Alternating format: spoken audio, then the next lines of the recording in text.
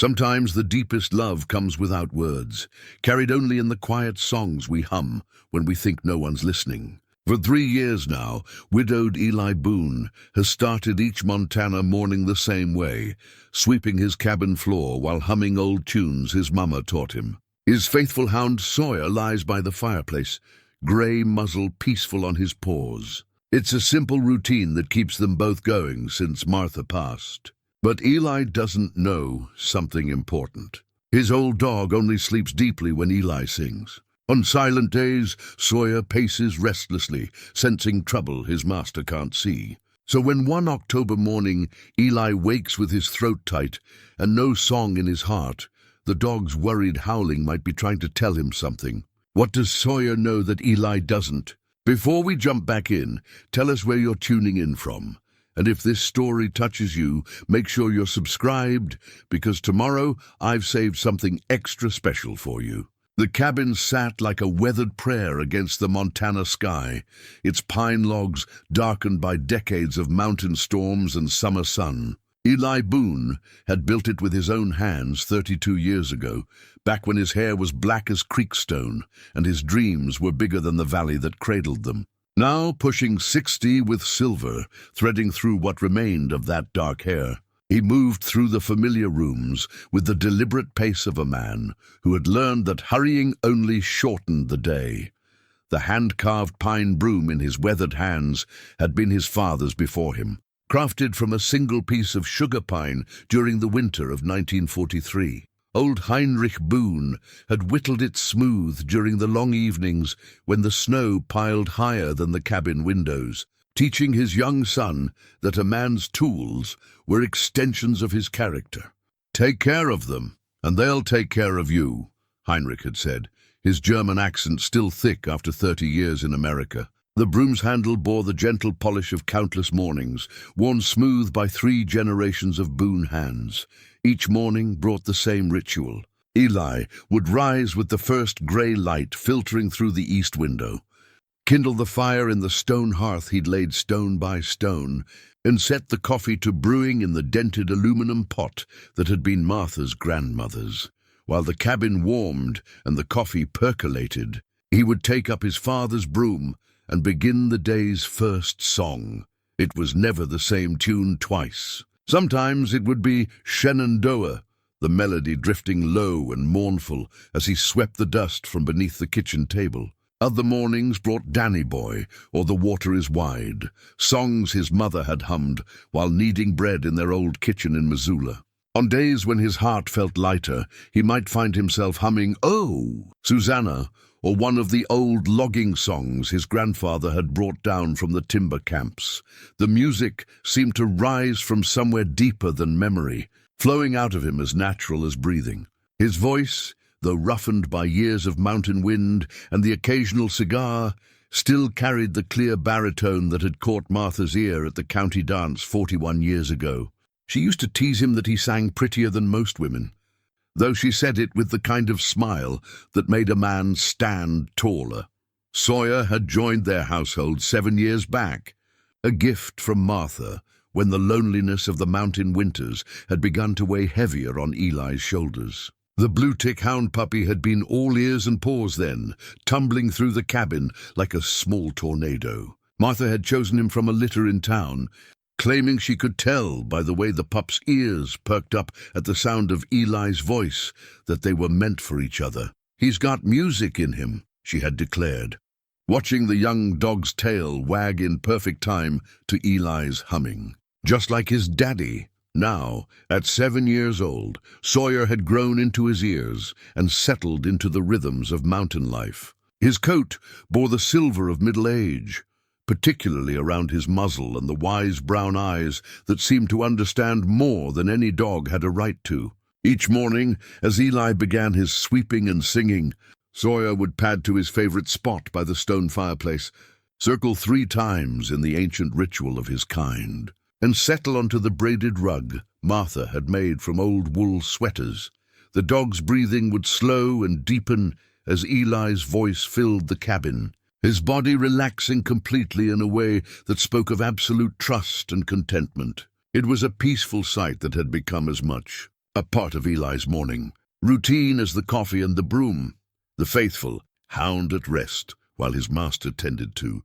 Their shared home, the cabin itself, told the story of a life lived deliberately. The kitchen held Martha's cast-iron skillet, still seasoned black and hanging on its hook beside the stove. Her apron remained draped over the back of the chair where she used to sit and shell peas while Eli worked in the garden. The front room bore witness to their evenings together, his reading chair angled toward the fireplace, hers positioned to catch the last light from the west window for her needlework. The bedroom they had shared for 29 years now felt too large, the double bed too wide for one man's sleep. Eli had taken to sleeping on Martha's side, telling himself it was because the mattress was less worn there, though the truth ran deeper than comfort. On her pillow, he could still catch the faintest trace of the lavender sachets she had made each spring from the flowers that grew wild in the meadow behind the cabin. The walls held photographs, spanning their life together, their wedding day, the celebration when he'd finished building the cabin, Martha's 50th birthday party, with half the valley in attendance. In each picture, Martha's smile seemed to light the room, her joy infectious even in faded black and white. There were no children in those photographs, a sorrow they had carried quietly together. The mountain had given them each other and asked for their acceptance that it would have to be enough. Beyond the cabin's walls, the world stretched in all directions with a vastness that humbled and comforted in equal measure. To the east, the crazy mountains rose like ancient sentinels, their peaks touching the sky with snow that never fully melted. Westward, the valley opened toward the distant Bridger Range, where eagles rode the thermals and the wind carried the scent of sage and pine across miles of untouched wilderness. The nearest neighbor, Sarah McKinnon, lived 3 miles down the mountain road in a smaller cabin she had inherited from her aunt. A retired schoolteacher from Bozeman, she had moved to the valley 5 years back, seeking the same solitude that had drawn Eli and Martha decades earlier. Sarah made the drive up to check on Eli every few weeks, bringing supplies from town and news from the outside world that felt increasingly foreign to mountain rhythms. "You're living too much in your head.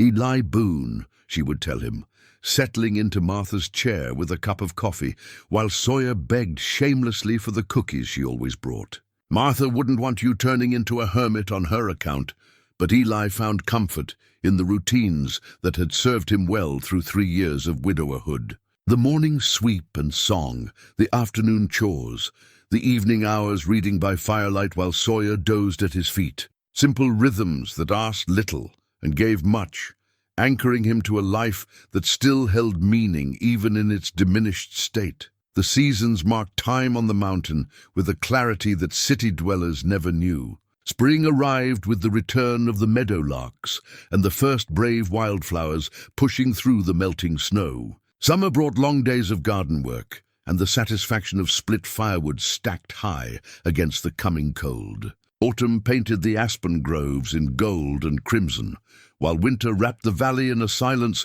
so complete it seemed to have weight. Through each season, the morning ritual remained constant. Eli would rise, kindle the fire, start the coffee, and take up his father's broom. As the first notes of whatever song chose him that day began to flow, Sawyer would settle into his place by the hearth, breathing deep and easy in the warmth of home and music. It was, Eli often reflected, a good life for a man past his prime and a dog growing grey around the muzzle. Not the life he had planned in his younger years, perhaps, but one that fit the shape of who he had become. The mountain had taught him patience, solitude had taught him self-reliance, and Martha's love had taught him that some gifts were too precious to measure. As October settled over the valley with its promise of winter's approach, Eli could not have imagined how fragile the balance of his peaceful routine truly was. He swept his floors and sang his songs, unaware that the faithful hound sleeping by the fire depended on that music for more than comfort. In the way of men who have lived long and quietly, Eli had grown accustomed to the rhythm of his days, without questioning the deeper currents that sustained them. The mountain morning light filtered through windows that had witnessed decades of such mornings, falling across a man and his dog locked in a dance of devotion neither fully understood. The broom whispered against the pine floors. Eli's voice rose in gentle melody, and Sawyer slept the deep sleep of the truly content. It was enough, Eli thought as he finished his sweeping and hung the broom in its appointed place. For now it was enough. The letter had been hiding in plain sight for 3 years, tucked between the pages of Martha's well-worn copy of Pilgrim at Tinker Creek. Eli discovered it on a Tuesday morning in mid-October while dusting the bookshelf, a chore he had been avoiding since Martha's passing. The leather-bound volume had been one of her favorites, its margins filled with her careful handwriting and observations about the natural world that surrounded their mountain home. As he lifted the book to wipe beneath it, several folded sheets of Martha's cream-colored stationery fluttered to the floor, like autumn leaves. Her handwriting covered both sides of each page in the careful script she had learned in the one-room schoolhouse of her childhood. The date at the top made Eli's breath catch. March 15th, just 2 weeks before the cancer had taken her voice completely. "My dearest Eli," the letter began, and he had to sit heavily in her reading chair before his legs gave way beneath him. "If you're reading this, then you've finally gotten around to dusting my books, which means I've been gone long enough for you to run out of other chores to avoid. I know you, my love, and I know how you retreat into work when your heart is heavy. I hope by now you've learned that avoiding a thing doesn't make it disappear. It only makes it grow larger in the shadows. I want to tell you about your singing while I still have the words to do it. You probably think your morning songs are just habit, something you do without thinking, like brushing your teeth or checking the weather. But I need you to know that your voice has been the soundtrack of our life together, the thing that turned this cabin from a house into a home. Do you remember the first time I heard you sing? It was at the county dance, and you were too shy to ask me to waltz, so you hummed the melody instead while we stood by the punch bowl. The Tennessee Waltz, it was, and your voice was so pure and true that I fell in love with you right then and there. Before I even knew your name, every morning for 29 years, I woke to the sound of you singing while you swept the floor. It was better than any alarm clock, gentler than any sunrise. On the days when my bones ached or my heart felt heavy, your voice would wrap around me like a warm quilt, reminding me that no matter what troubles the world might hold, here in this place, with you, everything was exactly as it should be. I know you think the songs are for you, something to pass the time while you work. But they were always for me, Eli. Every note, every melody, they were love letters written in music, and I treasured every one. Even Sawyer knows it. Watch him sometime when you sing. See how he settles into that deep, peaceful sleep. That dog knows what I know, that your voice is a gift that brings comfort to every living thing lucky enough to hear it. I'm writing this because I'm afraid of what will happen to your music when I'm gone. You'll think it died with me, that there's no point in singing to an empty house. But that's not true, my love. The music isn't about who's listening, it's about who's singing. It's the part of you that stays connected to joy, to hope, to the belief that life is still worth celebrating, even when it breaks our hearts. Promise me you won't let the silence win. Promise me you'll keep singing even when, especially when, it hurts. Your voice is medicine, Eli. It heals things that need healing, comforts things that need comfort. Don't let that gift go to waste because you think no one's listening. Someone is always listening, even if you can't see them.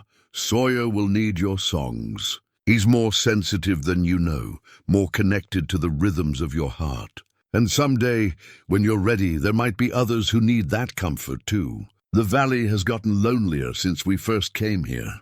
People are hungry for the kind of peace your music brings. I love you more than words can say, more than songs can sing.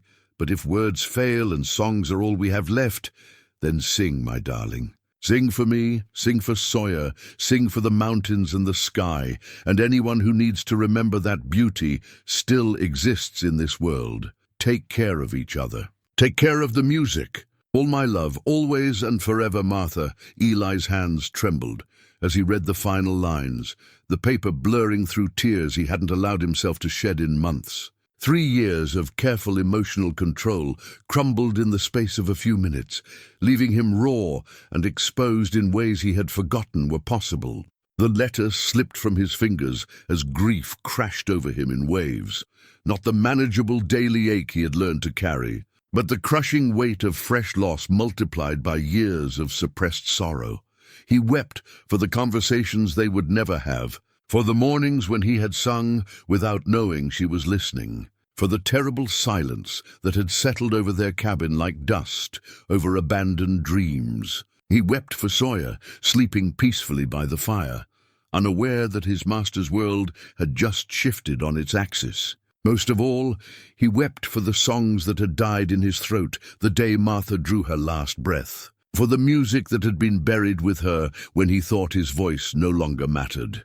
When the tears finally subsided, Eli sat in the gathering dusk, Martha's letter scattered at his feet like the pieces of a life he was no longer sure how to reassemble. Outside, the wind was picking up, rattling the windows and sending the first dead leaves of autumn scratching against the glass. The sound seemed to echo the emptiness inside his chest, a hollow scraping that spoke of things coming to an end. For the first time in 3 years, Eli went to bed without humming a single note. The next morning dawned grey and cold, with frost silvering the meadow grass and ice filming the water bucket on the back porch. Eli moved through his routine like a man walking underwater, kindling the fire, starting the coffee, taking up his father's broom. But when he opened his mouth to begin the day's first song, nothing emerged but silence. His throat felt closed, not from illness but from something deeper, as if the very mechanism of joy had seized up during the night. He tried to force out a note, any note, but the effort left him feeling foolish and more alone than ever. The broom moved across the floor in eerie quiet, its whisper against the pine boards the only sound in the cabin. From his place by the fireplace, Sawyer lifted his head and watched his master with growing confusion. The dog's ears pricked forward, waiting for the familiar melody that always accompanied the morning sweep. When none came, Sawyer rose to his feet and padded across the room, pressing his grey muzzle against Eli's leg in a gesture of concern that nearly broke the old man's heart. "I'm sorry." "Boy," Eli whispered, his voice hoarse with disuse. "I just can't today." But Sawyer didn't return to his comfortable spot by the fire.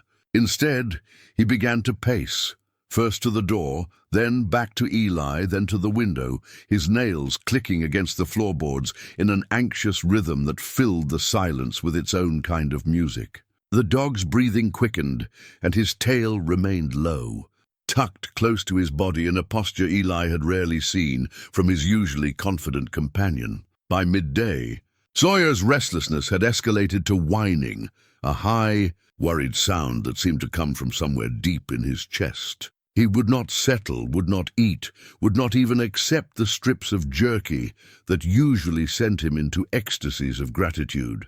Instead, he followed Eli from room to room, his brown eyes filled with an anxiety that seemed to mirror his master's internal turmoil. That evening, as Eli sat reading by the fire or pretending to read while his mind churned through Martha's words, Sawyer began to howl. It started low and mournful, rising gradually to a sound so full of anguish that it seemed to shake the cabin walls. The howl spoke of loss and confusion, of a world suddenly turned upside down by the absence of something essential. Eli closed his book and stared at his faithful companion, understanding for the first time that his silence was causing suffering beyond his own. Martha had been right. Someone was always listening, even when he couldn't see them. The music mattered more than he had known, served purposes deeper than simple habit or personal comfort. But knowing and doing were different countries, separated by a chasm of grief that felt too wide to bridge. As Sawyer's howls echoed through the mountain night, Eli wondered if some silences, once embraced, could ever be broken again. 3 days passed, in a silence so complete it seemed to have weight. Eli moved through his routines like a man walking through deep snow, each step requiring conscious effort, each movement slower than the last. The morning sweep continued without song. The afternoon chores proceeded in muted concentration, and the evenings stretched long and hollow beside a fire that seemed to give less warmth than before. Sawyer's distress had evolved from pacing to something more concerning. The old hound had developed a tremor in his hindquarters, a fine shaking that became more pronounced when he tried to rest. His appetite had disappeared entirely, and the bright alertness that had always characterized his personality had dimmed to a worried, watchful anxiety that followed Eli like a shadow. On the fourth morning, desperate to ease his companion's suffering, Eli tried everything he could think of. He offered Sawyer strips of bacon from his own breakfast plate, usually an irresistible treat that would have the dog dancing with anticipation. Sawyer sniffed the offering politely but turned away, his tail low and ears drooping with an exhaustion that sleep could not cure. "Come on, you boy," Eli coaxed, kneeling beside the dog's favorite spot by the fireplace. "You've got to eat something." But food held no appeal for a creature whose distress ran deeper than hunger. Eli tried taking him for longer walks, hoping the familiar mountain trails might restore some measure of peace to his agitated companion. They wandered the deer paths that crisscrossed the meadow behind the cabin, climbed the ridge where Martha used to gather wildflowers for her pressed flower collections, and followed the creek down to the beaver pond where they had spent countless peaceful afternoons. The exercise seemed to help momentarily. Sawyer's step would quicken on the trail, his nose would lift to catch interesting scents, and for brief moments he would appear almost normal.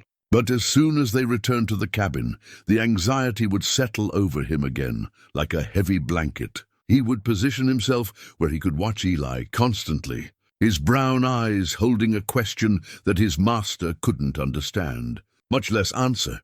It was during one of these restless afternoons, as Eli searched through the cabin for anything that might provide comfort to his suffering companion, that he found himself standing before Martha's old music box. The carved wooden chest sat on the dresser in their bedroom, its lid decorated with painted roses that had faded to soft pastels over the decades. He had not opened it since her passing, unable to face the collection of small treasures she had accumulated over their years together. With hands that trembled slightly, Eli lifted the lid. The familiar melody of Für Elise began to play immediately, the delicate notes plinking out from the tiny mechanism with a sweetness that made his chest tighten. Nestled among Martha's jewelry and keepsakes, wrapped in a piece of faded blue silk, lay something he had not seen in 15 years, his old harmonica. The Honor Marine Band had been a gift from his grandfather when Eli turned 12, back when the world was full of possibility and music seemed as natural as breathing. Made of wood and brass, it bore the gentle wear of countless hours of practice and play. He could remember sitting on the front porch of his childhood home, learning to coax melodies from the reeds, while his grandfather nodded approval and his mother smiled. From the kitchen window, the harmonica felt strange in his hands. After so many years, smaller than memory had made it, but familiar in the way that old friends remain familiar even after long separation. He turned it over, examining the worn lettering and the places where his young fingers had polished the metal smooth.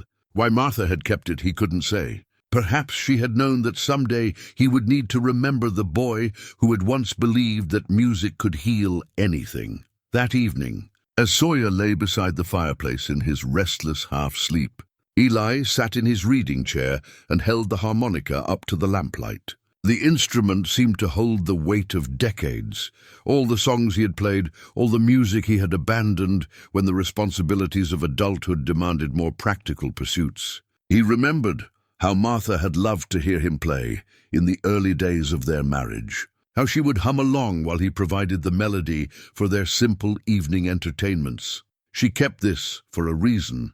"Oh boy," he said to Sawyer, who had lifted his head at the sound of his master's voice. "Maybe it's time I remembered why." He raised the harmonica to his lips, feeling the cool metal against his skin like a handshake from his younger self. His first attempt produced nothing but a wheeze of air, his technique rusty from disuse, his breath control uncertain. But the second try brought forth a single clear note that seemed to fill the cabin with possibility. Sawyer's reaction was immediate and profound. The dog's ears perked forward, his tail gave a tentative wag, and for the first time in days, his breathing seemed to slow and deepen. Encouraged, Eli tried another note, then another, building slowly toward the melody of Amazing Grace that had always been one of his favorites. The music came haltingly at first, broken by pauses as he remembered fingerings and breath patterns that had once been second nature. But as the familiar tune began to take shape, something loosened in his chest, not the complete release that would come with full healing, but a crack in the wall of silence he had built around his heart. Sawyer settled into his sleeping position for the first time in days, his body relaxing incrementally as each note filled the space between them. The dog's eyes remained fixed on his master, but the anxiety that had marked his expression for so long began to fade, replaced by something that looked remarkably like relief. Eli played through the hymn twice, then attempted Danny Boy, the melody emerging with more confidence as muscle memory began to reassert itself. The harmonica's voice was different from his own singing, more plaintive perhaps, but carrying its own form of comfort. It was music stripped to its essence, breath made audible, emotion given form, without the vulnerability of words. When he finally lowered the instrument, the cabin felt different somehow, not filled with the rich warmth that his singing had once provided, but no longer empty either. Sawyer had achieved something approaching true rest, his breathing deep and even. His body finally relaxed after days of tension. "It's not the same as singing," Eli said quietly, more to himself than to the dog. "But it's something. It's a start." Outside, the October wind was picking up, carrying with it the scent of snow and the promise of winter's approach. But inside the cabin, warmed by firelight and the tentative return of music, man and dog found a small measure of peace. It was not the complete healing that Martha's letter had called for, but it was movement in the right direction. A first step back toward the light that had been dimmed but not extinguished. The harmonica felt warm in Eli's hands as he wrapped it carefully in its silk covering and placed it on the table beside his chair. Tomorrow, perhaps, he would try again. Tonight, it was enough to have remembered that music, like love, could take many forms, and that sometimes the smallest gesture toward healing could mean the difference between despair and hope. Sarah McKinnon's truck rattled up the mountain road on a Thursday morning, its familiar rumble announcing her approach long before she crested the final rise. Eli watched from the kitchen window as she parked beside his woodpile, her silver hair catching the autumn sunlight as she climbed down from the driver's seat with the careful movements of someone who had learned to respect the mountain's demand for caution. She carried a canvas bag of supplies from town and wore the expression of someone who had been worrying for several days. Sarah had always possessed the teacher's gift for reading between the lines, and Eli suspected his last few encounters with her had revealed more about his state of mind than he had intended. "Morning, Eli," she called as she approached the cabin, but her greeting was directed more towards Sawyer than his master. The dog had emerged from the cabin at the sound of the truck, but moved with none of his usual enthusiasm. His tail wagged half-heartedly, and he remained close to Eli's side instead of bounding forward to greet their visitor as he normally would. "Sarah," Eli nodded, holding the door open for her. "Coffee's fresh if you want some." She studied his face as she passed, taking in the signs of sleepless nights and the weight that seemed to have settled on his shoulders since her last visit. Inside, she set her bag on the kitchen table and immediately went to crouch beside Sawyer, running experienced hands along his neck and flanks. "How long has he been like this?" she asked, her voice carrying the no-nonsense tone that had served her well in 40 years of teaching. "Few days," Eli admitted, pouring coffee into 2 mismatched mugs. "Started Sunday? Can't seem to settle, won't eat much." Sarah continued her examination of the dog, noting the fine tremor in his hindquarters and the dullness in his normally bright eyes. She had grown up on a ranch before her teaching career, and her hands remembered the signs of distress in animals even after decades in the classroom. "Have you changed anything in his routine?" she asked, accepting the coffee cup Eli offered. "Different food, different schedule, anything that might have unsettled him?" Eli hesitated, unwilling to admit the full truth, but unable to lie outright to someone who had been Martha's friend as much as his own. "Been quieter around here lately," he said finally. Maybe that's got him worried. Sarah's eyes sharpened with understanding. She had known about Eli's morning singing ritual. Martha had mentioned it fondly during their many conversations over the years. The older woman settled into Martha's chair with the familiarity of long friendship and studied Eli over the rim of her coffee cup. "Martha used to tell me about your voice," she said gently. "Said it was the first thing about you that caught her attention, and the thing she missed most when you were away from home." "That was a long time ago," Eli replied, but his voice lacked conviction. "Music doesn't have an expiration date." "Eli, it's not like milk that goes bad if you don't use it quick enough." Sarah leaned forward, her expression earnest. "Animals are more sensitive to changes in their environment than we give them credit for. Dogs especially. They read our moods, our energy, our habits. If something that's been constant in Sawyer's world suddenly disappears, it's bound to affect him." Eli sat heavily in his reading chair, suddenly feeling every one of his nearly 60 years. "I found a letter from Martha a few days back. Something she wrote before—" He stopped, unable to finish the sentence. But Sarah's understanding nod told him she had grasped the essential details. "And it threw you off your routine," she said. "Not a question, but a statement of fact." "More than that," Eli admitted. "Made me realize how much I'd been taking for granted. How much I'd missed while she was still here." He gestured toward Sawyer, who had positioned himself between the two humans, as if seeking comfort from their proximity. "Now the poor boy's paying the price for my selfishness." Sarah was quiet for a long moment, sipping her coffee and watching the interplay between man and dog. Finally, she spoke with the wisdom of someone who had spent decades helping others navigate difficult transitions. "Grief isn't selfish, Eli. It's necessary. But it becomes dangerous when it cuts us off from the things that keep us connected to life." She set down her cup and reached over to stroke Sawyer's head, the dog leaning into her touch with obvious gratitude. "This old boy isn't just missing your voice. He's missing the part of you that your voice represents, the part that still believes in joy, in comfort, in the simple pleasure of making something beautiful." "I tried playing the harmonica," Eli said, gesturing toward the instrument that still lay wrapped in its silk on the side table. "Seemed to help a little, but it's not the same," Sarah observed, and Eli nodded. "Martha's letter said the singing was medicine, said it healed things that needed healing." He looked down at his hands, weathered from decades of mountain work. "What if I've forgotten how? What if whatever gift I had died with her?" Sarah stood up and moved to the kitchen window, gazing out at the meadow, where the last wildflowers of the season were fading into brown stems. When she spoke, her voice carried the authority of someone who had spent her career nurturing potential in others. "The gift doesn't die, Eli. It just goes underground sometimes, like the flowers in winter. But it's still there, waiting for the right conditions to bloom again." She turned back to face him. "Martha knew that, or she wouldn't have written that letter. She was giving you permission to keep singing.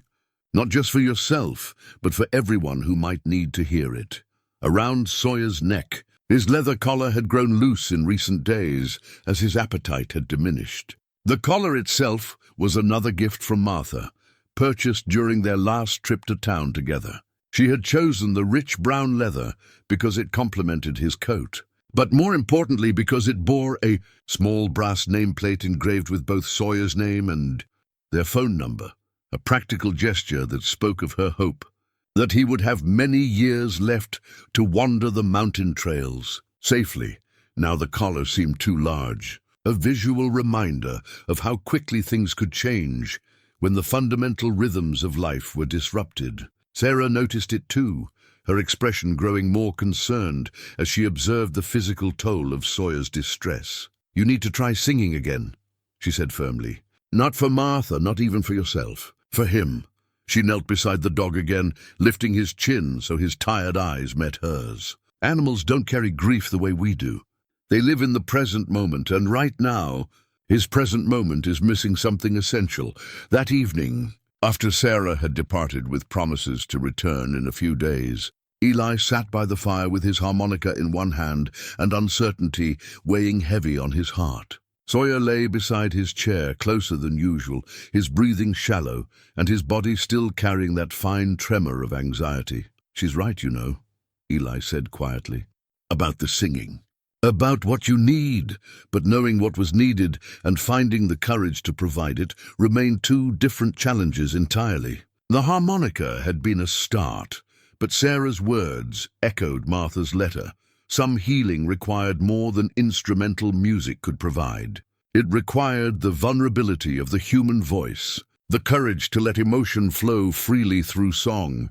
Outside, the first snow of the season was beginning to fall, dusting the meadow with promise of the long winter ahead. Inside the cabin, man and dog faced the question that would define the months to come, whether love was strong enough to overcome the fear of being heard. The first tentative hum came 3 days after Sarah's visit, while Eli was splitting kindling behind the cabin. The sound surprised him as much as it did Sawyer, a low, almost unconscious vibration that seemed to rise from his chest without permission. He stopped mid-swing, the axe frozen above the half-split log, and looked around as if someone else might have made the sound.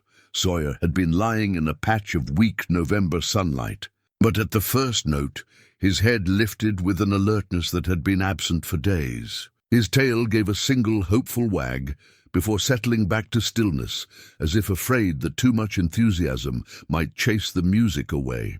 "Well," Eli said quietly, lowering the axe. "That was unexpected." That evening he found himself standing before Martha's bookshelf again, but this time he was searching for something specific. Behind the volumes of poetry and gardening guides, tucked between a worn copy of Little House on the Prairie and a field guide to Montana wildflowers, he found what he was looking for: Martha's recipe book.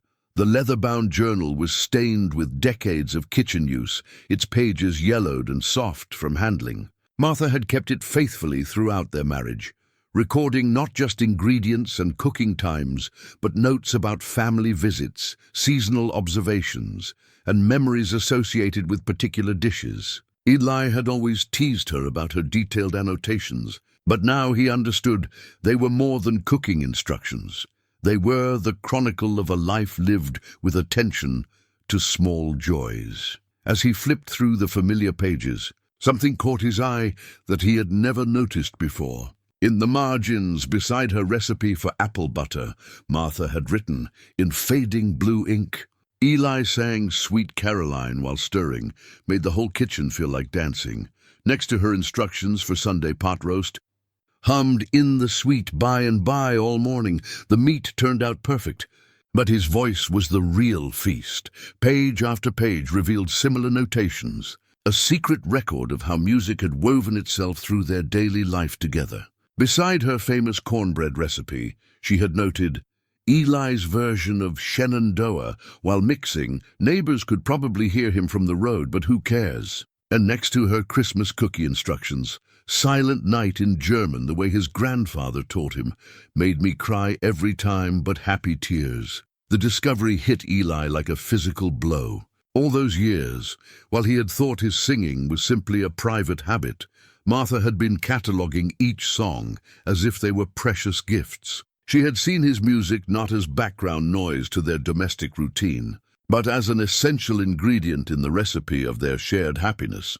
He carried the book to his reading chair, Sawyer padding along beside him with renewed interest in his master's activities. The dog had been watching Eli more closely since the brief humming episode that afternoon, his brown eyes holding a cautious hope that something familiar might be returning to their disrupted world. "Listen to this." "Boy," Eli said, opening to a page near the middle of the book. "Beef stew for the October church supper." Eli sang old logging songs while chopping vegetables. Mrs. Peterson said she could taste the music in every bite. Note, ask him to sing The Jam on Jerry's Rock next time. It's his best. Sawyer's tail gave another tentative wag at the sound of his master's voice, even when speaking rather than singing. The dog had positioned himself as close as possible to Eli's chair, his grey muzzle resting on the armrest in a gesture that seemed to say, "I'm waiting, and I'll wait as long as it takes." Over the next several days, Eli found himself returning to the recipe book again and again, reading Martha's hidden musical diary with a mixture of wonder and sorrow. She had documented not just what he sang, but how his voice had affected their life together, how Danny Boy could soothe her migraines, how Amazing Grace made their simple meals feel like communion, how his wordless humming while doing chores had created a soundtrack of contentment that she had treasured without ever telling him. The realization that his music had mattered so much to Martha began to chip away at the wall of silence he had built around himself. If his voice had been a gift to her, then perhaps stopping it completely was not honoring her memory, but betraying it. Yet the fear remained, fear that singing would bring back all the emotions he had worked so hard to contain, fear that his voice might crack with disuse, fear that the songs themselves might have lost their power to heal. It was while reading about Martha's Thanksgiving preparations that Eli encountered the entry that changed everything. Written in pencil beside her stuffing recipe, apparently added years after the original ink had dried, were these words: November 1994. Eli lost his voice to bronchitis just before the holiday. No singing for 2 weeks. Even the food seemed to lack flavor without his music to season it. Note, never take the gift of his voice for granted. It's not just entertainment, it's medicine for the soul. The date meant something to Eli. November 1994 had been the year of Martha's first cancer scare, a false alarm that had nonetheless terrified them both with its reminder of mortality. He remembered his illness that month, remembered how frustrated he had been to lose his voice just when Martha needed comfort most. But he had never realized how much his silence had affected her, how deeply she had missed the musical accompaniment to their daily life. She knew, he said aloud, causing Sawyer to lift his head hopefully. Even then, she knew that the music was important. That evening, as the first real snow of winter began to fall in earnest outside the cabin windows, Eli made a decision that had been building for days. He placed Martha's recipe book on the table beside his chair, open to the page about music being medicine for the soul. Then he reached for his harmonica, unwrapping it from its silk covering with hands that trembled only slightly. But instead of playing an instrumental piece as he had been doing, he took a deep breath and began to hum along with the harmonica's melody, a simple version of Edelweiss that Martha had always loved. His voice was rusty from disuse, cracking slightly on the higher notes, but it was unmistakably singing.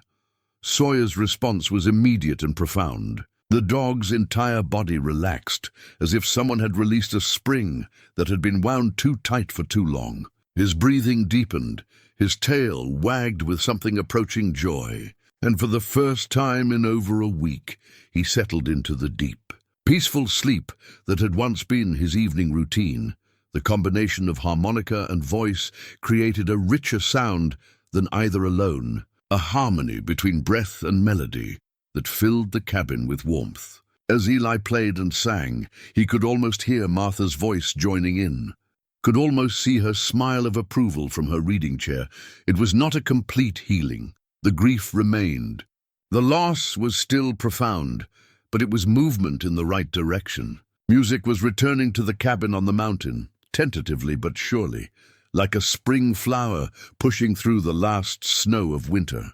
The blizzard arrived without warning on a Tuesday night in late November, sweeping down from the crazy mountains with the fury of something that had been held back too long. By morning, the world outside Eli's cabin had transformed into a white wilderness that erased all familiar landmarks and made even the shortest journey treacherous. Snow had drifted against the cabin door to a depth that required serious excavation, and the wind continued to howl around the eaves with a voice that seemed to mock any attempt at human comfort. The power had gone out sometime during the night, leaving Eli dependent on the stone fireplace for heat and oil lamps for light. It was the kind of storm that reminded mountain dwellers why their ancestors had learned to prepare for winter with the seriousness of those who understood that survival was never guaranteed. Trapped inside with only Sawyer for company, Eli found himself facing the enforced intimacy that only a true blizzard could provide. There was nowhere to go, nothing to do but tend the fire, ration the food, and wait for the storm to exhaust itself. It was during this period of forced stillness that the wooden flute made its reappearance. He had started carving it 3 summers ago during a particularly long evening when Martha's illness had left her sleeping, and he had needed something to occupy his restless hands. The flute was fashioned from a piece of mountain maple that had fallen during a spring storm, its wood pale and fine-grained, perfect for the delicate work of creating a musical instrument. But like so many projects begun in hope and abandoned in sorrow, the flute had remained unfinished when Martha passed. Eli had put it away in the bedroom closet, unable to continue work on something that had been intended as a surprise for her. Now, with snow piling against the windows and time stretching endlessly before him, he retrieved it from its forgotten corner. The flute was perhaps 2/3 complete, its body carved and hollowed, its finger holes positioned but not yet refined. The mouthpiece needed work, and the entire instrument required sanding and tuning before it would be capable of producing clear notes. It was, Eli realized, much like himself, functional but unfinished, capable of music but not yet refined enough to sing truly, working by the light of the oil lamp. With Sawyer stretched out before the fire, Eli began the patient process of completing what he had started. The carving knife felt familiar in his hands, its weight and balance remembered from countless evenings of whittling and woodworking. The repetitive motions of shaping and smoothing had always been meditative for him, a way of quieting his mind while his hands created something useful or beautiful. As he worked, he found himself humming, first unconsciously, then with growing deliberation. The tunes seemed to flow from the same source as the movements of his hands, both drawing from some deep well of creativity that grief had temporarily obscured, but not destroyed. Sawyer's ears would perk up each time a melody began, and gradually the dog's anxiety gave way to something approaching his old contentment. The storm raged for 3 days, but inside the cabin a different kind of weather was taking hold. Each morning, Eli would build up the fire and continue work on the flute while humming or singing softly. The songs came more easily now, flowing from his throat with less fear and more natural rhythm. He sang old ballads his mother had taught him, hymns from his childhood church, and work songs he had learned from his grandfather's tales of the logging camps. Sawyer's transformation during these days was remarkable. The tremor in his hindquarters disappeared, his appetite returned with enthusiasm, and the bright alertness that had been missing from his eyes gradually reasserted itself. The dog seemed to understand that something fundamental was shifting in their shared world, that the music was not just returning, but evolving into something richer than it had been before. On the second day of the storm, as Eli tested the half-finished flute's potential for sound production, he discovered something unexpected. The instrument's voice, even in its incomplete state, blended beautifully with his own singing. The flute could provide melodic lines while he sang harmony, or it could carry the tune while his voice added depth and warmth to the overall sound. It was like discovering that he had been only half of a conversation he was meant to be having with himself. By the 3rd day, when the wind finally began to subside and the snow stopped falling, Eli had completed the flute and achieved something he had not thought possible, a return to musical expression that felt natural and unforced. The songs no longer seemed like painful reminders of what he had lost, but rather like connections to something larger than his individual grief. The flute's voice was sweet and clear, with the warm tone that only hand-carved wood can provide. Its range was limited but expressive, perfect for the simple melodies that had always been Eli's specialty. When he played it alone, it sounded lonely but beautiful, like a bird calling across an empty valley. When he combined it with his singing, it created a richness that neither could achieve independently. "What do you think, boy?" he asked Sawyer as the storm finally exhausted itself and pale sunlight began filtering through the cabin windows. "Think Martha would approve of this partnership?"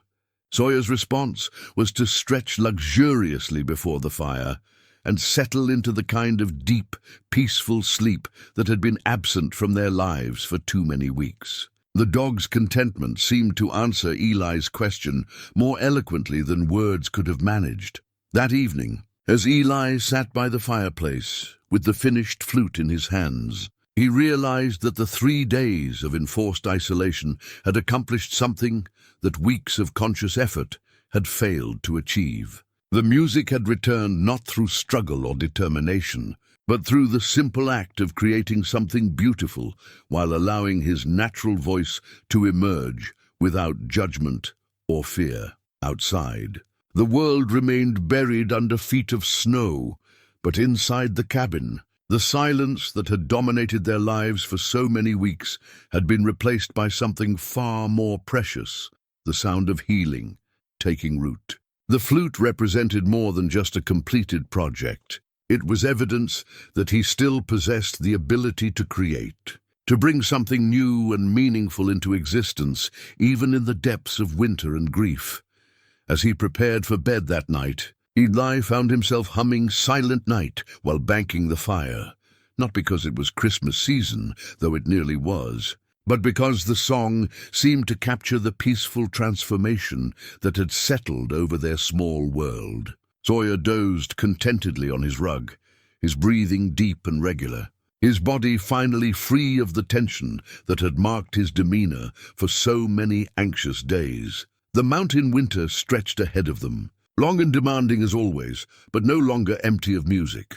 The flute would help carry them through the dark months, its voice joining with Eli's, to create a soundtrack for their healing that honored both the past they had lost and the future they were learning to embrace. Spring arrived early that year, melting away the last remnants of winter with an urgency that seemed to match the renewed vitality in Eli's mountain cabin. The meadow behind the house had burst into bloom with unusual abundance, wildflowers carpeting the slopes in colors that reminded him of Martha's watercolor paintings. Sawyer had regained not only his health, but seemed to possess an energy that defied his 7 years, bounding through the tall grass with the enthusiasm of a much younger dog. It was during one of these perfect May afternoons that Sarah McKinnon's truck appeared again on the mountain road. But this time, she wasn't alone. Dr. Rebecca Hansen from the veterinary clinic in town rode in the passenger seat, her presence suggesting something more serious than a social visit. His eye watched from the porch as the two women approached, noting the careful way Dr. Hansen carried her medical bag and the slight tension in Sarah's usually relaxed demeanor. Sawyer greeted them with his customary enthusiasm, tail wagging and body wiggling with joy, showing no signs of the distress that had marked his behavior during the long weeks of silence mourning. "Ladies," Eli called, setting aside the piece of wood he had been whittling. "Sawyer's doing much better, if that's what you've come to check on." Dr. Hansen, a woman in her 40s with the steady hands and calm demeanor that marked the best of her profession, knelt beside the dog with practiced ease. "Actually, Eli, that's exactly what we need to discuss. Sarah's been telling me about Sawyer's recent health issues, and I think there are some things you should know." As the veterinarian conducted her examination, Eli found himself growing increasingly puzzled. Sawyer submitted to the attention with good grace, his vital signs clearly strong, his coat glossy with health, his eyes bright with intelligence and contentment. Whatever had been wrong with the dog during those dark weeks appeared to have resolved completely. "He looks wonderful now," Dr. Hansen said, completing her initial assessment. "But Sarah's described symptoms that concern me: the tremors, the anxiety, the loss of appetite, the inability to rest. Combined with his age and breed, I wanted to run some tests." "Tests?" Eli asked, feeling a familiar knot of anxiety forming in his stomach. "What kind of tests?" Just routine blood work and a cardiac evaluation. Sarah mentioned that his distress seemed to correlate with changes in your daily routine, particularly involving music. I'd like to understand the connection better. They drove to town that afternoon. Sawyer riding contentedly in the back of Sarah's truck, unaware that he was about to provide answers to questions Eli had never thought to ask. The veterinary clinic occupied a converted house on the edge of town, its examination rooms equipped with the kind of modern diagnostic equipment that would have seemed like science fiction to the mountain pioneers who had first settled the valley. The tests themselves were routine: blood samples, x-rays, and an electrocardiogram that required Sawyer to lie still while sensors monitored the electrical activity of his heart. Throughout the process, the dog remained calm and cooperative, as if he understood that these procedures were intended to help rather than harm. It was while they waited for the results that Dr. Hansen asked the question that would reframe everything Eli thought he understood about his relationship with his faithful companion. Tell me about the music, Eli. Sarah says you've been singing to Sawyer since he was a puppy, and that stopping seemed to trigger his recent health problems. It's just something I've always done, Eli replied, unconsciously modest about what had become the central mystery of the past several months. Morning routine, you know. Sweep the floor, hum a few tunes. Sawyer seemed to like it, so I kept doing it. And when you stopped singing, how quickly did his symptoms develop? Within hours, Eli admitted. First day without music, he started pacing. Got worse from there. Dr. Hansen nodded thoughtfully, making notes in Sawyer's medical chart. When the test results arrived an hour later, she studied them with the kind of focused attention that suggested she was seeing something significant. Eli, she said finally, I need to show you something. The electrocardiogram printout looked like abstract art to Eli's untrained eye, a series of peaks and valleys traced in blue ink across a long strip of paper. But Dr. Hansen's finger traced specific patterns with the confidence of someone who had spent years learning to read the language of the heart. Sawyer has a condition called atrial fibrillation, she explained. It's not uncommon in older dogs, especially in larger breeds. Essentially, the upper chambers of his heart don't beat in a regular rhythm. Instead of the steady lub-dub pattern you'd expect, his atrial muscles quiver irregularly. Is it serious? Eli asked, though he dreaded the answer. It can be if left untreated. The irregular rhythm can lead to poor circulation, fatigue, anxiety, and in severe cases, heart failure. But here's what's fascinating, and this is why I wanted to run these specific tests. There's something in the medical literature about rhythmic auditory stimulation, affecting heart rhythm in both humans and animals. She pulled out another chart, this one showing regular steady waves. This is what a normal heart rhythm looks like. And this, she indicated Sawyer's EKG, shows his irregular pattern. But watch what happens when I compare this to the notes Sarah made about his symptoms. The correlation was undeniable. During the weeks when Eli had sung regularly, Sawyer's episodes of anxiety and restlessness had been minimal. When the music stopped, the symptoms had escalated dramatically. When singing resumed, even tentatively, the dog's condition had begun to improve. Are you saying that my singing was actually treating his heart condition? Eli asked, struggling to comprehend the implications. I'm saying that consistent, rhythmic sound, especially at the frequencies typical of human singing, can help regulate irregular heart rhythms in some animals. It's called entrainment, and while we don't fully understand the mechanism, the effects can be quite pronounced. Dr. Hansen leaned back in her chair, her expression mixing professional fascination with personal amazement. Essentially, your voice has been serving as a natural pacemaker for Sawyer's heart. The silence that followed this revelation was profound. Sarah reached over and squeezed Eli's hand, her eyes bright with unshed tears. The man who had thought his music was simply a pleasant habit learned that it had been, quite literally, keeping his best friend alive. The tremors, the anxiety, the inability to rest, Dr. Hansen continued. Those were all symptoms of his heart struggling to maintain adequate circulation. When you sang, the regular rhythm helped his atrial muscles synchronize more effectively. When you stopped, his heart reverted to its irregular pattern, and his body responded with the distress signals you observed. "But he's fine now," Eli said, looking down at Sawyer, who was lying peacefully at his feet, apparently unaware that he had just become the subject of a minor medical miracle. "Because you resumed singing. But Eli, this condition doesn't go away. Without some form of rhythm regulation, whether through medication, a pacemaker, or," she smiled slightly, "regular musical therapy, the symptoms will return. And as he ages, they'll likely become more severe." The drive back to the mountain was quiet, each of them processing the weight of what they had learned. Sawyer had positioned himself in the truck bed, where he could see Eli through the rear window. His contentment, a stark contrast to the turmoil of emotions his master was experiencing. "She means he could die without the music," Eli said finally, breaking the silence as they climbed the familiar curves toward home. "She means he could die without you," Sarah replied gently. "Your voice isn't just comfort for him, Eli.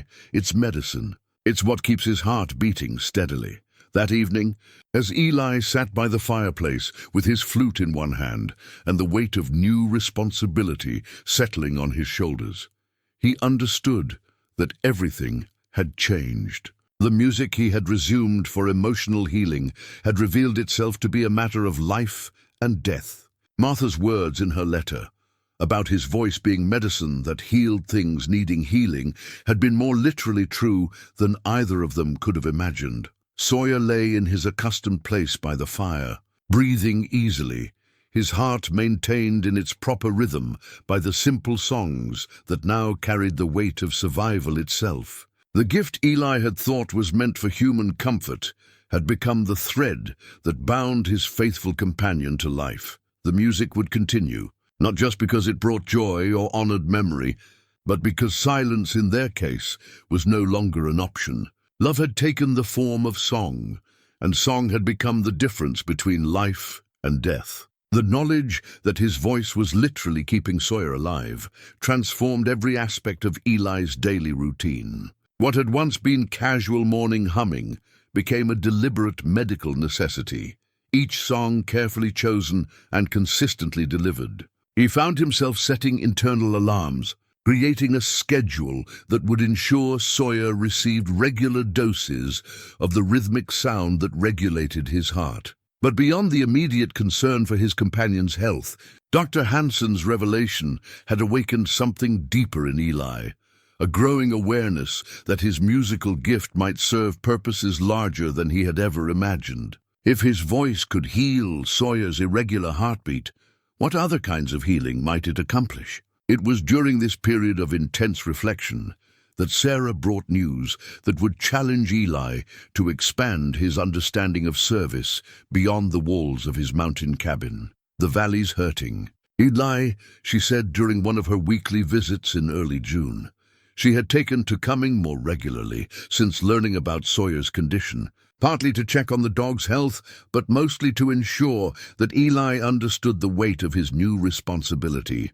People are struggling in ways they don't talk about openly. She had brought with her a worn leather songbook from the community church, its pages yellowed with age and softened by decades of handling. The book had belonged to the congregation since its founding in 1887, passed from generation to generation as the community's repository of shared musical memory. "Pastor Williams is retiring at the end of the summer," Sarah continued, settling into Martha's chair with the familiarity of someone who had become essential to the rhythms of the household. 43 years he's served this valley, and there's no replacement coming. The congregation's dwindling, the young people have moved away, and those who remain are carrying burdens that Sunday service alone can't lighten. Eli listened while continuing his evening routine of playing gentle melodies on his flute for Sawyer, who had learned to position himself where he could receive maximum benefit from the musical therapy that kept his heart steady. The dog's contentment had become Eli's primary gauge of whether he was maintaining the proper therapeutic rhythm. "What are you suggesting?" Eli asked, though he suspected he already knew. The church is planning a harvest gathering for the end of September. It might be the last one if we can't find ways to bring the community together. People are dealing with job losses, medical bills, and family troubles, all the things that make folks feel isolated, even when they're surrounded by neighbors. Sarah opened the songbook, revealing pages marked with decades of pencil annotations and marginal notes. They need what you can give them, Eli. They need to remember that there's still beauty in the world, still reasons to hope. The songbook itself told the story of the valley's musical heritage. Its pages contained hymns brought by German settlers, folk songs carried west by families seeking new lives, and spirituals that had provided comfort through generations of hardship. The margins bore witness to births, deaths, weddings, and farewells, a chronicle of a community that had used music to mark every significant moment of their shared existence. "I don't perform for people anymore," Eli said. But his protest lacked conviction. "Haven't in years." "I wouldn't know how to begin." "It's not about performing," Sarah replied gently. "It's about sharing." These people knew Martha, remember her kindness. They know about your loss, and they respect your privacy. But they also remember hearing your voice carry across the valley during the summer evenings when you and Martha would sit on your porch. They remember how your singing could make a simple church service feel like something sacred. Over the following days, Sarah's words settled into Eli's consciousness like seeds finding fertile ground. He found himself studying the community songbook, recognizing melodies from his childhood, remembering how his mother had sung some of these same songs while hanging laundry or preparing meals. The music connected him not just to his own past, but to the broader history of people who had faced hardship and found strength in shared song. But the decision to perform publicly again carried risks that went beyond simple stage fright. His morning routine with Sawyer had become precisely calibrated to the dog's medical needs, specific songs at regular intervals, maintaining consistent rhythm and frequency to support his companion's cardiac health. How could he expand that gift to serve others without compromising the life-sustaining care that Sawyer required? Dr. Hansen, when consulted, provided both reassurance and practical guidance. "The beautiful thing about music therapy," she explained during a follow-up visit to check Sawyer's condition, "is that it doesn't diminish with sharing. If anything, performing for others might enhance the beneficial effects for Sawyer. The emotional satisfaction of using his gift in service to his community could reduce Eli's stress levels, which would in turn create a more positive environment for the dog's healing." She recommended that Eli bring Sawyer to any public performance, noting that the dog's presence would serve both as a comfort to his master and as a living reminder of why the music mattered. "Animals have a way of keeping us grounded in the present moment," she observed. "Sawyer's contentment during your performances will be your best indicator that you're maintaining the right therapeutic qualities in your voice." The summer weeks that followed were filled with preparation that felt both thrilling and terrifying. Eli expanded his daily musical routine, adding afternoon sessions that combined his flute with extended vocal exercises. He worked through the songs in the community songbook, testing which melodies felt most natural to his voice and most beneficial to Sawyer's condition. The dog had become an eager participant in these practice sessions, his behavior serving as a barometer of musical effectiveness. Songs that maintained steady, moderate tempos clearly had the most positive effect on his demeanor, while faster or more complex pieces seemed to create mild anxiety.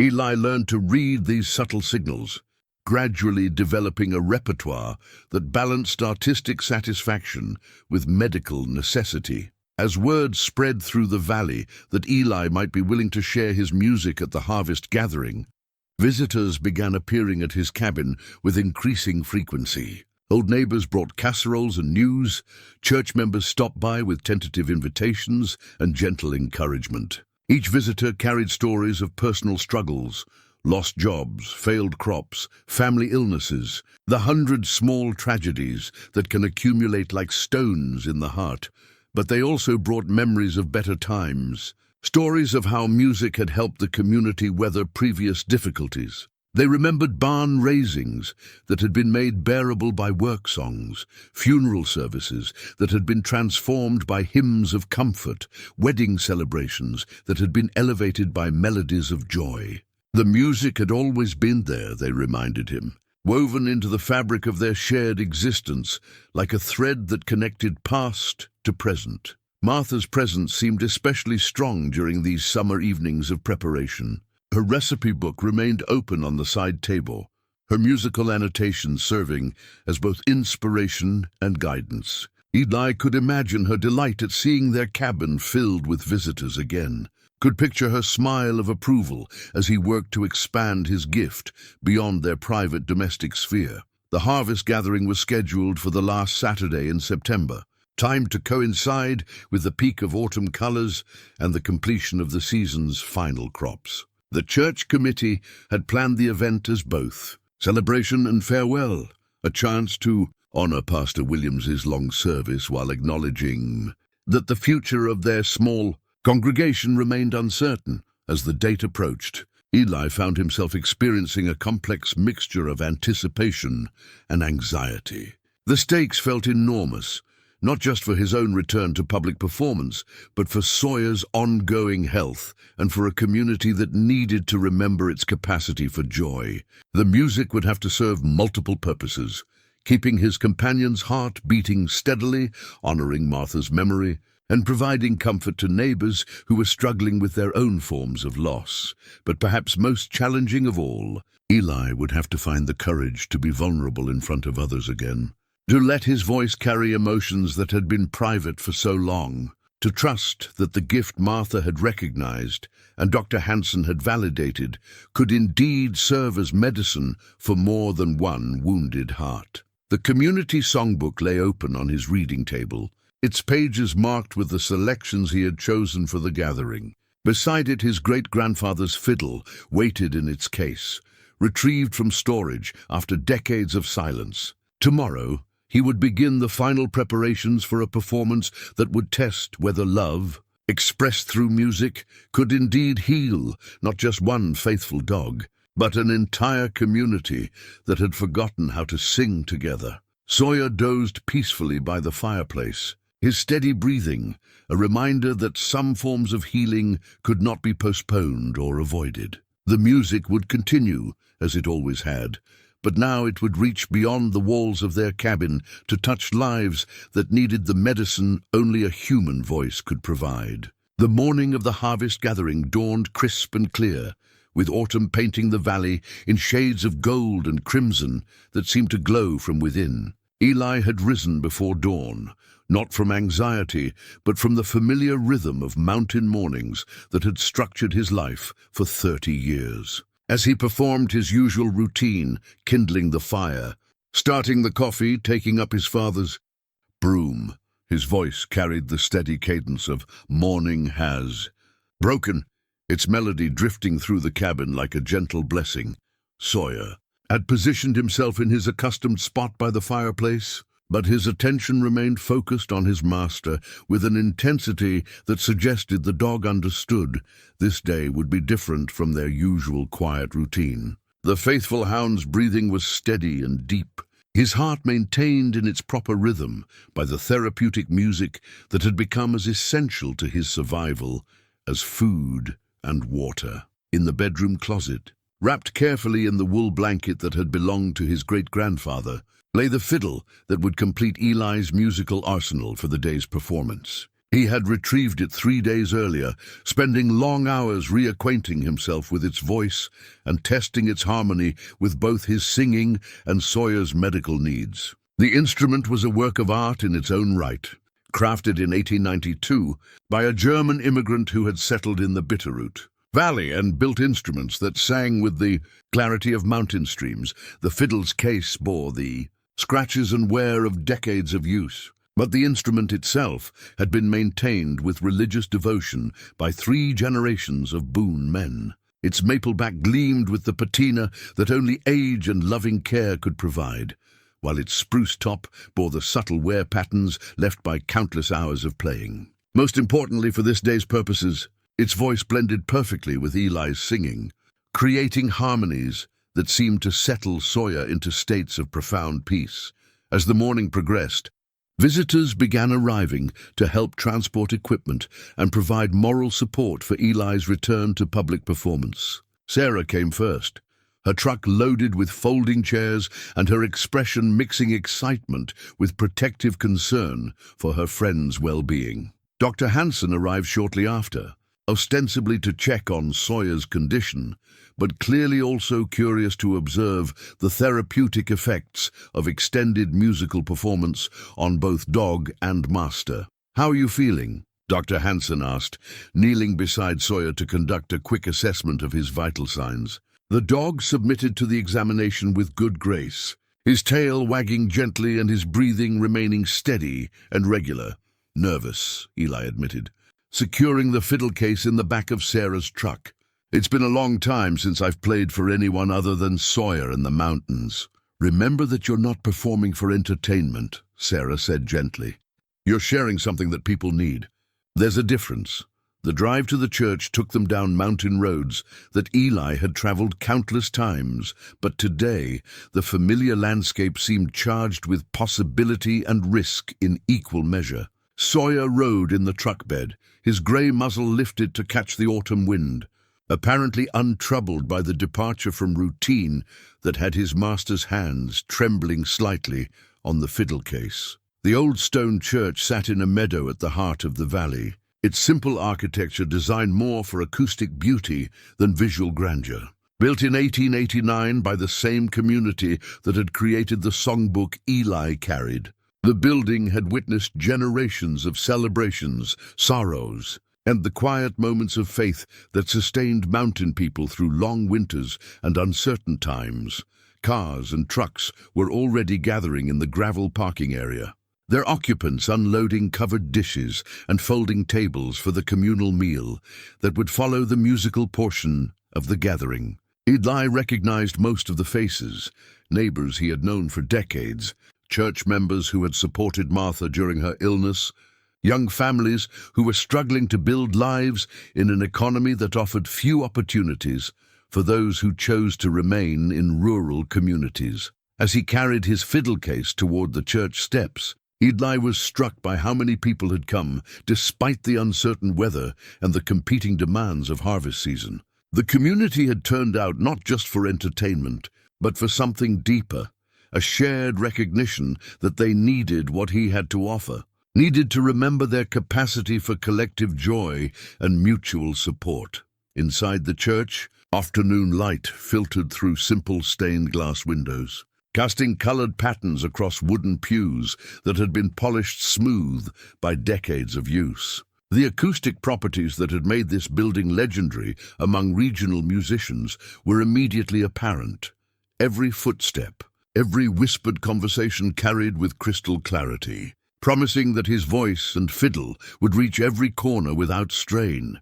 A small area had been prepared near the altar, with a simple wooden chair for Eli and a cushioned bed for Sawyer, positioned where the dog could remain close to his master throughout the performance. The faithful hound settled onto his designated spot with the calm confidence of an animal who trusted completely in his human's judgment, his presence serving as both comfort and reminder of why this music mattered. As people filed into the pews and the familiar sounds of community gathering filled the sacred space, Eli opened his great-grandfather's fiddle case and began the final, preparations for a performance that would test whether 3 generations of musical tradition could indeed serve as medicine for hearts that had forgotten how to hope. The first notes emerged from the fiddle like water finding its course, tentative at first, then gathering strength and clarity as Eli's muscle memory reconnected with an instrument that had waited decades for his return. He had chosen Amazing Grace for the opening, a melody so deeply embedded in the valley's musical DNA that even the youngest children could hum along. The fiddle sang the main theme while his voice provided harmony, creating layers of sound that seemed to rise naturally from the stone walls themselves. Sawyer's response was immediate and profound. The dog's body relaxed completely into his cushioned bed, his breathing deepening to the steady rhythm that indicated his heart was finding perfect synchronization with the music. Dr. Hanson, seated in the front pew, where she could observe both performer and patient, made discreet notes about the visible signs of therapeutic success that were manifesting in real time, but it was the congregation's reaction that transformed the moment from medical treatment to something approaching the sacred. As Eli's voice gained strength and confidence, joined by the sweet cry of the fiddle, people throughout the church began to weep, not from sorrow, but from the sudden recognition of beauty they had forgotten they were capable of experiencing. The music seemed to unlock emotions that had been carefully contained, allowing grief, hope, and joy to flow together in ways that felt both cathartic and healing. Around Eli's neck, suspended on a simple silver chain, hung Martha's wedding ring, a gesture he had made that morning without conscious thought, but which now felt like the completion of a conversation that had been interrupted by death. The ring caught the afternoon light streaming through the stained glass windows, creating small rainbows that danced across the fiddle's polished surface as he played. "Before he cheers the village with song," Eli sang, his voice rising with increasing confidence. "A man must learn the music living in his own heart." The words weren't part of the traditional hymn, but seemed to flow from some deeper source of wisdom that the performance was accessing.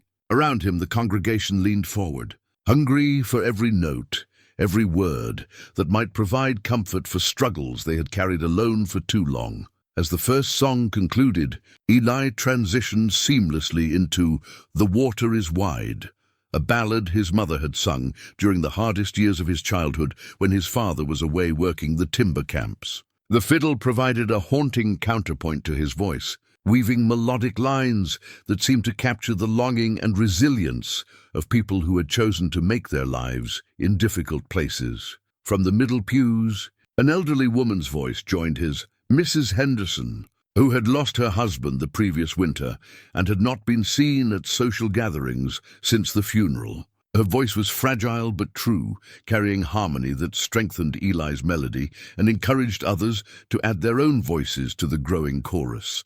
Soon the church was filled not with performance, but with participation, a community rediscovering its capacity for shared expression. The transformation in the room was palpable. Faces that had carried the weight of private sorrows began to soften. Shoulders that had been hunched with individual burdens began to straighten. Children who had been fidgeting in their pews grew still and attentive, as if recognizing instinctively that they were witnessing something significant. Even teenagers who had arrived, with the reluctant compliance of youth, found themselves drawn into the musical conversation that was developing. Organically throughout the sanctuary, Eli moved through his carefully prepared repertoire, but found himself also responding to the needs he sensed in specific faces throughout the congregation. When he saw young Billy Morrison, whose family farm was facing foreclosure, he shifted into "This land is your land," with a gentle intensity that spoke of belonging and permanence. When his eyes met those of Sarah Martinez, whose teenage son was struggling with addiction, he offered "Lead me gently home," with a tenderness that acknowledged both hope and fear. The fiddle seemed to possess its own intelligence, suggesting melodic variations and harmonic possibilities that Eli's conscious mind might not have considered. 3 generations of Boone men had poured their musical souls into this instrument, and now their combined wisdom was flowing through his hands and voice to touch hearts that had grown accustomed to carrying their burdens in isolation. But perhaps most remarkably, Sawyer had become an active participant in the healing that was taking place. The dog's presence seemed to anchor the entire experience in something authentic and immediate. When children grew restless, their eyes would find the grey-muzzled hound sleeping peacefully beside his master, and they would settle back into attention. When adults felt overwhelmed by emotion, Sawyer's visible contentment reminded them that some forms of peace were achievable, even in the midst of difficulty. As the sun began to slant lower through the western windows, painting the church interior in shades of gold and amber, Eli realized that Martha's wedding ring around his neck was not the weight of loss he had expected it to be, but rather a connection to love that continued to create beauty in the world. Her presence felt strongest, not as memory, but as ongoing participation in the healing that was flowing through his voice and touching every heart in the room.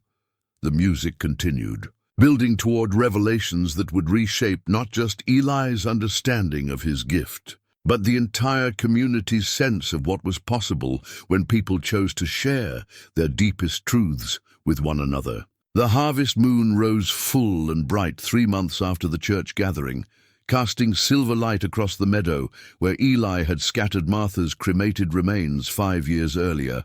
But tonight, the silence that had once marked this sacred space was filled with a different kind of presence. The gentle chiming of wind chimes he had crafted from Martha's jewelry, their voices carrying melodies across the mountain air even when his own voice was still.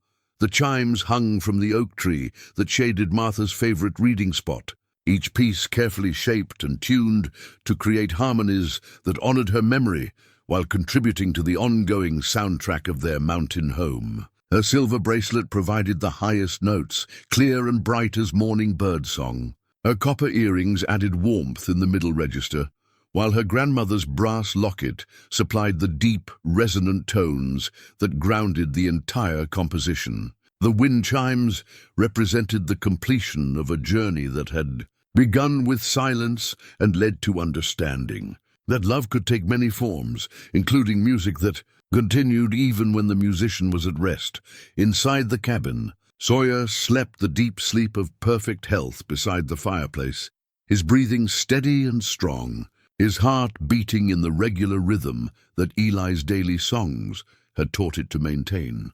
The old hound was approaching his 8th birthday now, but his eyes remained bright with intelligence and his step retained the spring of a dog who knew himself to be deeply loved and carefully tended. Dr. Hansen's most recent examination had revealed not just stable cardiac function, but marked improvement in overall vitality that she attributed to the consistent musical therapy he received. The cabin itself had been transformed by the integration of music back into daily life, but it was music enriched by purpose and community rather than diminished by isolation. The kitchen table now held sheet music for the monthly gatherings at the church, where Eli had become the volunteer music director for a congregation that had rediscovered its voice. The front room housed both his great-grandfather's fiddle and the wooden flute he had completed during the winter storm, instruments that served therapeutic purposes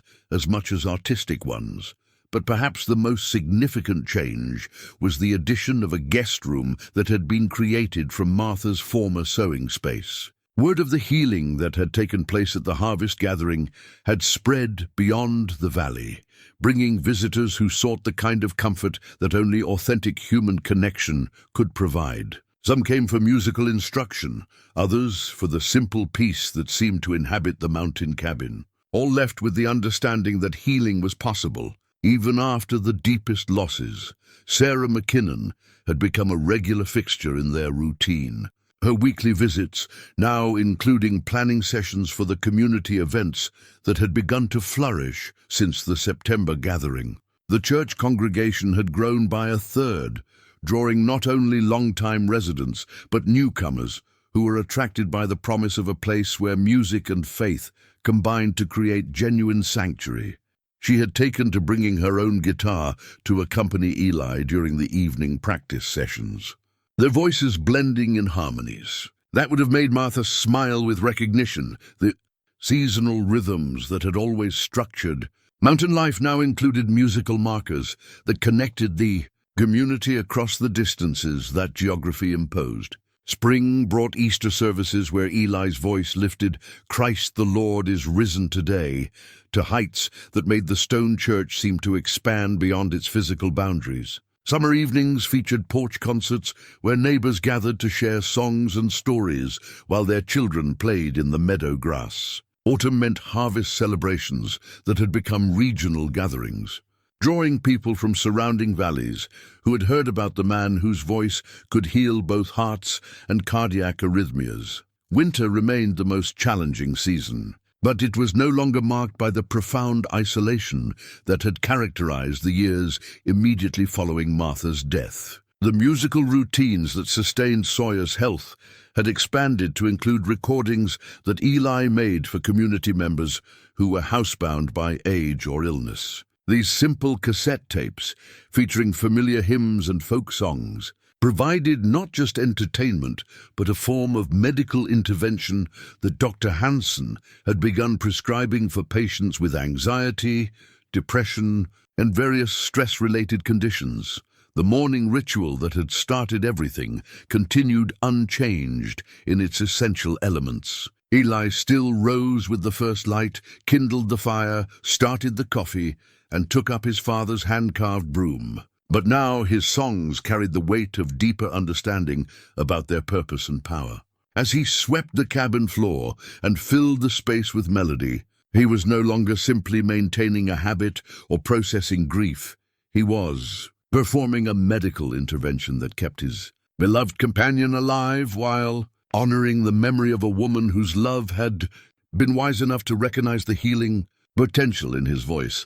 The letters from Martha had been joined by others, cards from community members expressing gratitude, notes from Dr. Hansen documenting Sawyer's continued health improvements, and correspondence from researchers who had learned about the case and wanted to study the relationship between musical therapy and cardiac function in animals. But none of these communications carried the emotional weight of Martha's words, which remained his primary source of guidance and encouragement.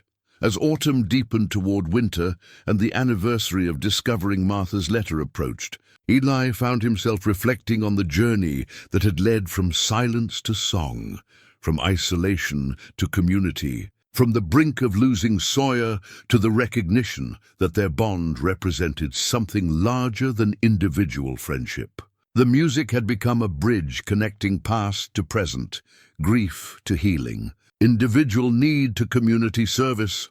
On this particular evening, as the wind chimes sang their gentle song and Sawyer dreamed his peaceful dreams, Eli sat in his reading chair with the harmonica that had started his journey back to music. But instead of playing, he simply held the instrument and listened to the sounds that surrounded him.